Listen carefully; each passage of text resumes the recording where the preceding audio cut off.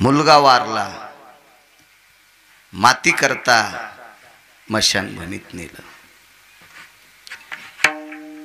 राख सावडायची पद्धत आहे आपल्याकडे. खरं तर त्या प्रांतात महिला राखेला जात नव्हत्या, मातीला नाही राखाला नाही. काही काही भागात आज नाही. नाही आम्ही परवाला गेलो त्या का राखेला बापून आम्ही, तर तिथं महिला नव्हत्या, मातीला नाही बऱ्याच का ती पद्धत असते, ज्या त्या गावाची पद्धत आहे. पण विश्वात एका बाईनं आग्रह केला मला यायचंय म्हणे, आणि ती मुलाची राख पाहण्यासाठी ती बाई आली. खरं तर तिच्या डोळ्याला पट्टी होती, तिला राख काही दिसत नव्हती आणि पट्टी तर सोडायचीच नव्हती. त्याला पाहण्यासाठी एकदा सोडली होती जिवंतपणी, एकदा ते शरीर त्याचं वज्राचं व्हावा याच्याकरता त्याला पाहण्यासाठी एकदा पट्टी सोडली होती. पुन्हा तिनं ठरेल तर पाहायचं नव्हतं आपल्याला. पण चला बघते म्हणे मुलाची राख, अर्ध वज्र दे शरीर अग्नीनं कसं जाळलं असेल पाहावा. मशानभूमीत आल्याच्या नंतर रस्त्यानं चलत होती. कांतीप्रिया नावाची तिची दासी होती. तिचं नाव होतं कांतीप्रिया. फार हुशार दासी होती. मला वाटते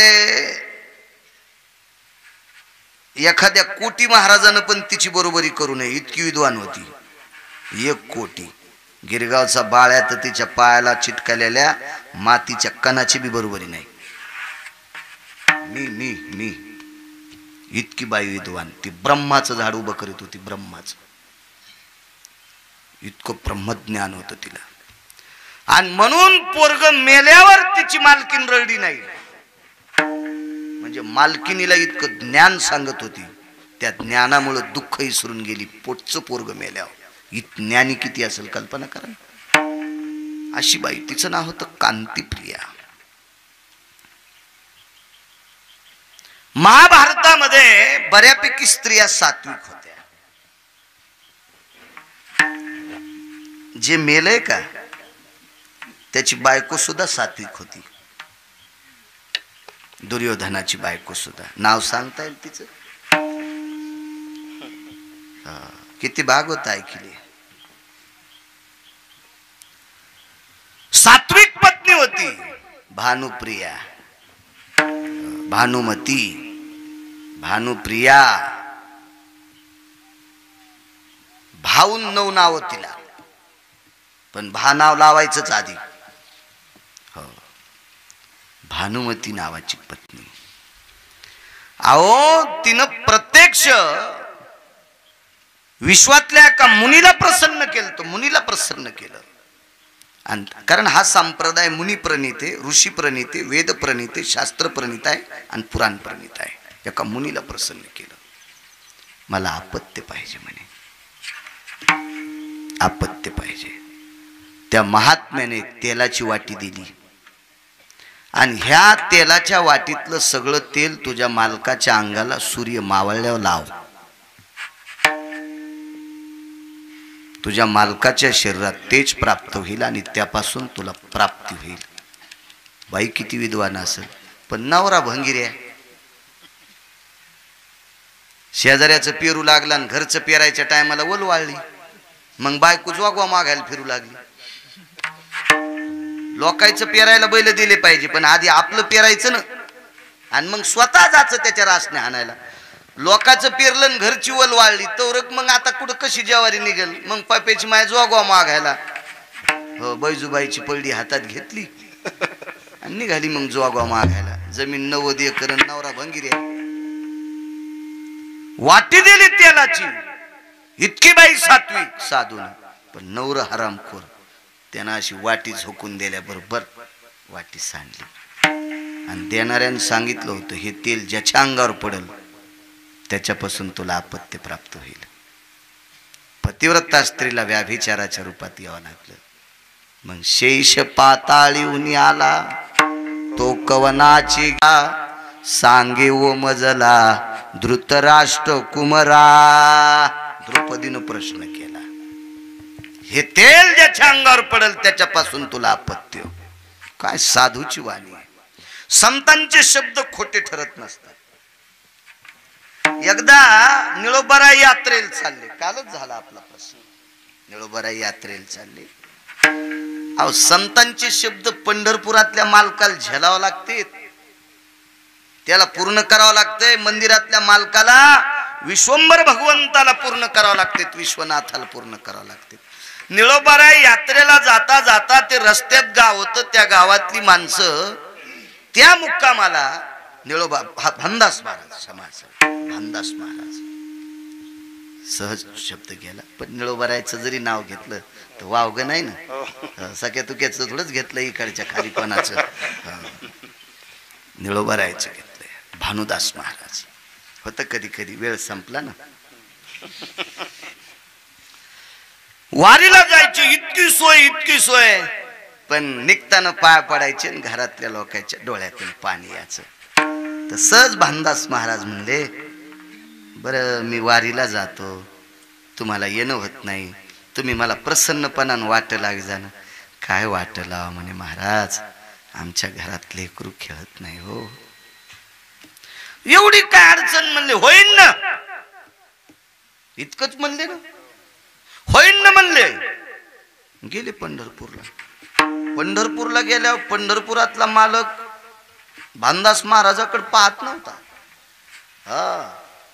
भानुदास महाराजाकडे पाहत नव्हता, शेना महाराजाकडे पाहत नव्हता. नावी समाजाचे होते शेना महाराज, दाढी कटिंग करणारा महात्मा. पण पंढरपुरातला मालक शेना महाराज पाया पडायला गेले की मान खाली वाकत होती. इतकं पुण्य होतं म्हणजे देव सुद्धा डोळ्यात डोळे घालून पाहत नव्हत्या लोकांकडे. भानदास महाराज मंदिरात आले की प्रभू पाहत होते, नुसतं टक टक टक टक पाहिलं. भानदास महाराजांनी विचार केला, काय असेल होय, कुस काय असेल. तर तेलावून निघलं बर का, याच्याहून सांगतोय. असते बोलता बोलता धुता धुता मळण, बोलता बोलता कळ, जुनी मन होती ना ती. उकांडे उकरल्यापेक्षा चांगलं उकरलं पाहिजे पुराण. पुराण उकरलं की लोकांचा फायदा होतो. काय म्हणे प्रभू, अहो काय म्हणे, त्याच्या कुळात इथून पुढं 7 जन्म अपत्य नव्हतं आणि तुम्ही म्हणले होईल ना. तुमचा शब्द कसा खोटा करायचा. ही मोठाली लोक स्वतःच्या पुण्याचा साठा संपवायचे आणि पुढच्याचा उद्धार करीत होते. हो, वही वाचिली आपण काल. दुसऱ्याला आशीर्वाद देण्यासाठी पुण्य लागते बर, आणि तो आशीर्वाद पूर्णत्वाला जायचा असेल तर स्वतःचं पुण्य संपत आहे. दिल्लीचा लेवाचा जय मागिल्या तपाचा, जय मागिल्या तपाचा, जय मागिल्या बाबा.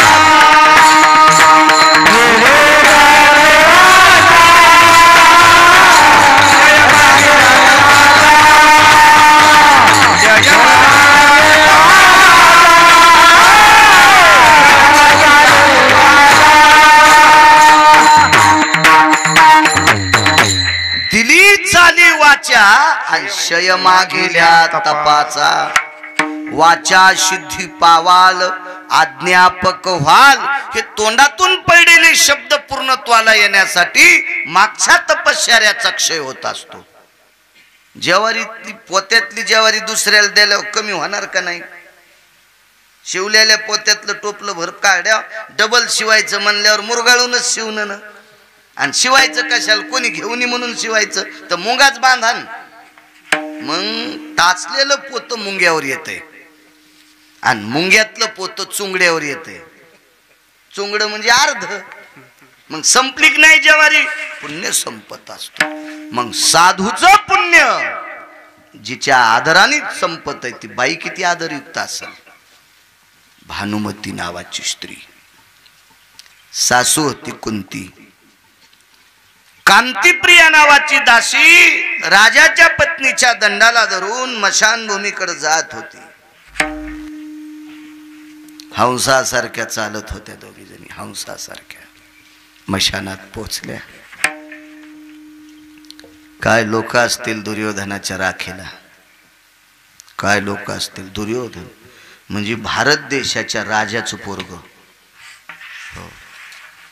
आणि तो राजा असा 5 वर्षापुरता नव्हता. ह्या 5 वर्षात राजान पुढच्या वर्षी तंगड मोड खुर्चीच. हो. मग रिबीन कापायच्या पण कामी नाही, असा राजा होता का तो. काय राज हे खजिन्या. राहू दे त्याला एरीचं ऐकू येत नाही, लेकरू येते त्याच्या एवढा होतो. मी बी तो घराचं गोऱ्याची शेपूट बांधित होतो. मी का साधा होतो का तो, इतका नव्हतो खोडील म्हणा. गावातले आहेत मला पाहिलेले.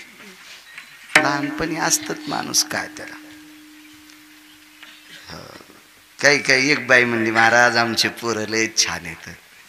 आणि त्याच्या घरी गेलो तर माझ्या बुटाला सुतुळी बांधून हौदातलं पाणी शेंदू लागलं. हेच का तुमचं पोरग.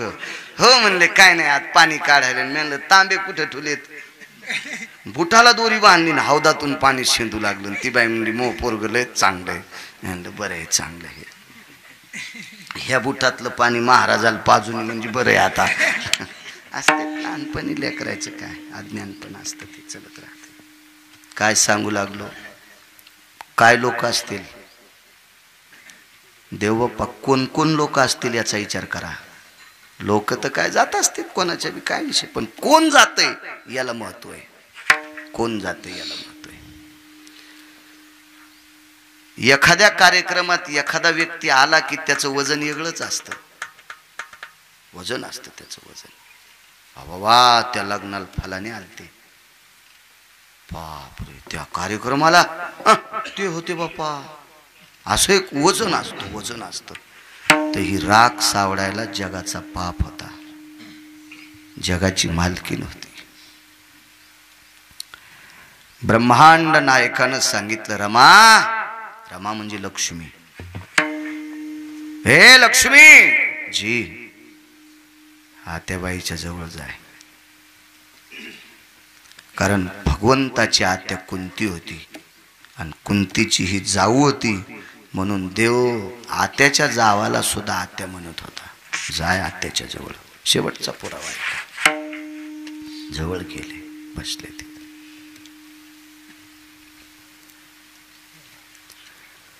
आल्याबरोबर हातात वस्त्र होतं. एक लक्षात ठेवा, जुन्या माणसांना माहीत असेल, आपल्या घराण्यातल्या मावल्या पाहुण्याची इथं जाताना हातात रुमाल घेऊन जात होत्या. धुडका असायचा हातात, एक रुमाल काहीतरी असायचं. तसं जात नव्हत्या जुन्या बायका. हाताच्या जात्यात ना ती अशी धोपटी घेऊन, अशी बगलातली, तिला काय शबनम का काय म्हणते, पर्स शबनम काय असते ते. कपडा होता जवळ. बायकांपाशी एक विशिष्ट प्रकारचा कपडा असतो. त्या कपड्याला अंचूक नाव आहे. अंचूक. ह्या अंचूक नावाच्या कपड्यामध्ये कर्णाच्या बायकोनं खापर बांधलेलं होतं. तिचं नाव होतं वृषाली. हो, मेळ लागत नाही अजून. अंचूक कशाला म्हणते पत्ता नाही. दम नाही सप्त्याला. आमच्या इथं असा सप्ताह झाला. हो, तू तिकडच होता जंगलाईनं. काय सप्ताह झाला ते घेतलं. ते काय लायकी. आमच्या इथं आमके बाबा येते, तू काय लायकीचा त्याला बाबा म्हणण्याच्या. आमच्या इथं ते बाबा येते, तू नकोच म्हणू. त्या बाबाच्या संग राहिल्यावर तो बाबा जळून जाचा. तू इतका पापी आहेस. आणि काहीच कायला हे बाबा आणि ते बाबा, आणि तू काय लायकी. लय ना तू काय कायला म्हणतात ना. उतू आले लोक. उतू परवाला एका भागवतात महिला नाचल्या. तर परवाला भाऊ काका भेटले आपल्याला, ते अण्णा भेटले, बालासाहेब मामा भेटले, बापू. ते एक बाई दर्शनाला आलती. काल्याचं कीर्तन होतं. एक वयस्कर जुनी माऊली मोठ्या रुपया एवढं कुंकू लावणारी बाई. हो, बाई आली, दर्शन घेतलं आणि गावातल्या व्यक्तीला म्हणली, मी हळदीच्या अंगानं आले तेव्हापासून आपल्या गावात बाई नाचली नव्हती. मी हळदीच्या अंगानं आले त्यावेळेस पासून आपल्या गावात बाई नाचली नव्हती. आता आपल्या गावातल्या बायाला नाचायचं वळण लागलं. त्या बाईचं वाक्य आहे ना. आमच्याकडे मोबाईल नव्हता भारीचा, नाही तर मी ते घेतलं असतं टेप करून. ते गरजेचं होतं, निदान पुन्हा दुसऱ्या सुधारल्या असत्या. हो, काय विवेक असेल. त्या बाईनं बैठकीत तितका वापरलेला शब्द 5 कोटीला इकत भेटणार नाही. 5 कोटीला इकत भेटणार नाही. काय शब्द आहे ते. संप्रदायाची, आपल्या संस्कृतीची धुरा सांभाळायचं काम मावल्यांच्या हातात आहे. हो, आदरयुक्त भीती. जुन्या काळातला एखादा जुना वयस्कर माणूस चालला तर जुन्या काळातली बाई ते दिसल्याबरोबर पदर सावरीत होती. म्हणजे आदरयुक्त भीती होती तिच्या अंतःकरणात. आदरयुक्त भीती होती. पुढचे लोक का मारित होते, का शिव्या देत होते, का दगड आणत होते, नाही, आदरयुक्त भीती होती. आदरयुक्त भीती. वैकुंठवासी सिद्धबेटात राहणारे बाबा जयराम बाबा. मी तर काही तिथं शिकलो नाही. मला आळंदीतल्या मालकांची, पंढरपुरातल्या मालकाची, काशीतल्या मालकाची, देहूच्या मालकाची, पैठणच्या मालकाची जराशी कृपा झाली, सांगता आलं कीर्तन. नाही तर जयराम बाबाच्या पुढून केस वाढेल पोरग गेलं की ते अशी बट धरीत होते त्याची, आणि विशिष्ट प्रकारची शिवी देत होते. कशाला आला मायबाप बुडवायला म्हणजे. अशी चळचळ कापायची माणसं. वागत होते माणसं, कडक कडक वागायची माणसं. आदरयुक्त भीती होती माणसाच्या अंतःकरणात. आदरयुक्त. हातातला कपडा आथरीला हो मसन वाट्यात. आणि गांधारीनं लक्ष्मीला सांगितलं, बाईसाहेब याच्यावर बसा. मशान भूमीत लक्ष्मीला बोलायचा योग. काय बाई अधिकारी असेल. बसा म्हणजे याच्यावर बसा बसा. सगळ्यांनी राखेला हात लावला. लक्ष्मीच्या कानात सांगितलं, बाईसाहेब मला हात लावायचा पोराच्या अस्थिला. माय होती ती माय. जिथं दुर्योधन जाळला तिथं गांधारी पोचली.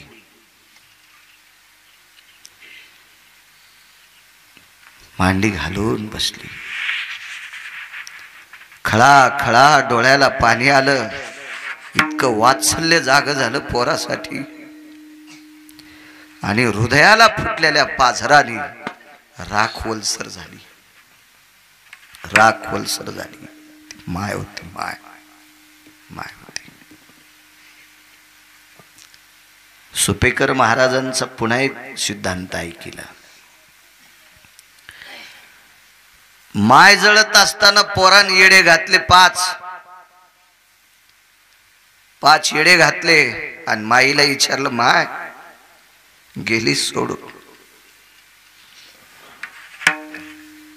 तुझ्या खुशीतून माझा जन्म झालाय ग. ह्या तिला इतकं पाप केलं नाही. जाता जाता एकदा दर्शन दिन. जळत्या चितेतून हात बाहेर आला. पोराच्या हातात हात दिला आणि माईनं जळता जळता शेवटचं दर्शन दिलं. ती जगात माय माय माय माय. तेवढं प्रेम नाही करू शकत कोणी. करू शकत नाही.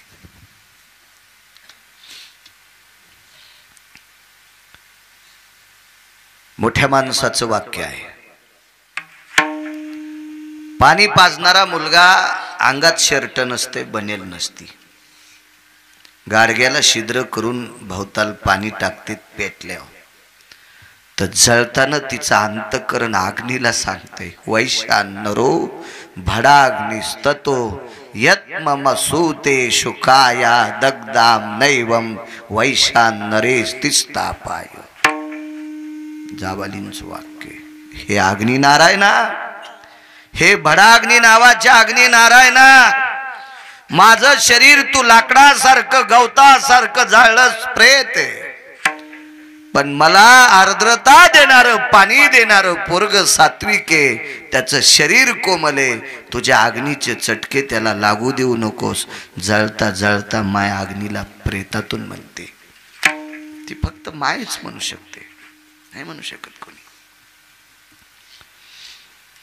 ओल्ली झाली जागा ती ओल्ली, ती आर्द्रता होती, ते प्रेम होतं, तो भाव होता.